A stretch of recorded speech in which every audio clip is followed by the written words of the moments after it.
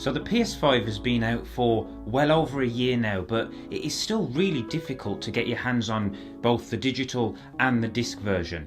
I have been really fortunate to be able to get my hands on both of these devices, so if you're somebody who is contemplating whether to get the disc version or the digital, then hopefully this video should help you out. Now I do want to start this video by saying that both the digital and disc versions of the PS5 are identical when it comes to power and features. So if you're worried about missing out on anything by going for one as opposed to the other, that isn't the case when it comes to, like I said, power or features. Now if we take a look at the PS5 disc version, in the UK, this PS5 is being sold for £449. Now that's as opposed to £359, which is how much the digital version costs here in the UK. Now obviously the reason why the disc version is more expensive is because you're able to put discs in the PS5.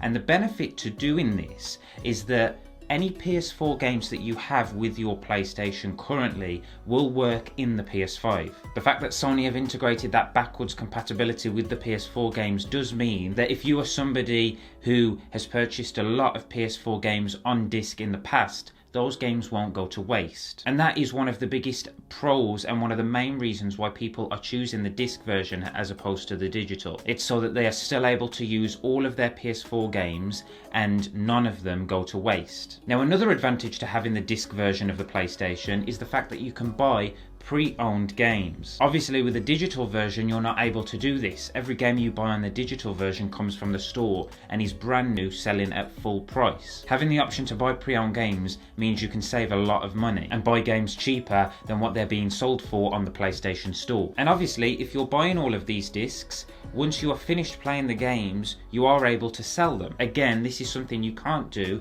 with the digital PlayStation. Now I personally know quite a few people who do this on a regular basis. They will buy a game on disc and they will play the game. Once they finish playing the game, whether that be the story mode or if they just get bored of the game in general, then they have the option and they do sell the game on. And another advantage that I want to talk about is the fact that the disc version of the PlayStation 5 allows you to put Blu-ray DVDs or anything like that into the PlayStation and use it as a CD player. If you're somebody who still uses DVDs or CDs and relies on their PlayStation to be able to watch those, then obviously the PlayStation 5 with the disc is probably better suited for you. Now if we talk about the digital version for a second, one of the main advantages to that is the design. You can see that with the digital version, the design is a lot more symmetrical and uniform as opposed to the disc version, which just kind of almost looks like it's just got that disc stuck to the side of it. I personally do prefer the design of the digital one, and if you're somebody who cares about that, then maybe that's the one to go for you. I have already mentioned this, but another advantage to having the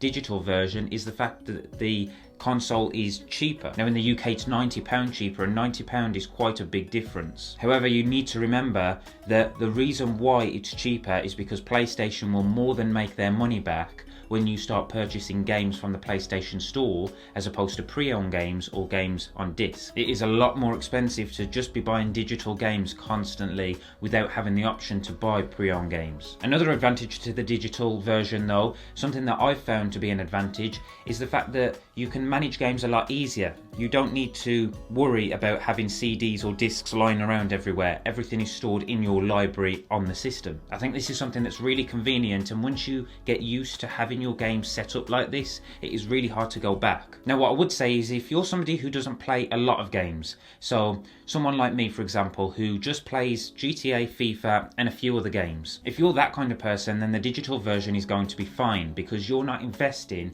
in that many games anyway. If you're somebody who has had a load of PS4 games in the past and you're contemplating buying digital now, you need to realise that all of those games are going to go to waste unless they're going to someone else or you're selling them. And again, if you buy a lot of games, then you need to be prepared to be paying the full price for them every single time you want them and never having the option to sell them. Now, if you guys are wondering which PlayStation I decided to go for, that would be the digital version. And again, like I said, it's mainly because I don't play that many games on my PlayStation and I also didn't have that many PS4 games. So switching to digital digital wasn't much of an issue for me. I also think there is going to come a time where PlayStation completely move across to digital and there won't be an option to buy discs. So I would rather make that change now as opposed to wait until then. But yeah, I just wanted to make this video to start a conversation to see what you guys think, so let me know down in the comments below. If you're still watching up to now and you're wondering when I'm going to be announcing the winner of the giveaway from my last video, then stay tuned. Keep your eye on the channel. There will be an iPhone SE video going up Friday, and that video, that is where I will announce the winner. I can see that that video did get over 580 views, so thank you for that. And yeah, I'll be announcing the winner on Friday. Anyway, as for this video, smash that thumbs up button if you enjoyed it. Hit the subscribe button if you're feeling really awesome. I want to try and get to 1,000 subscribers as quick as we can. I have got a lot more content coming on this channel soon, so make sure you stay tuned for that. And as always, I'll see you guys in the next video.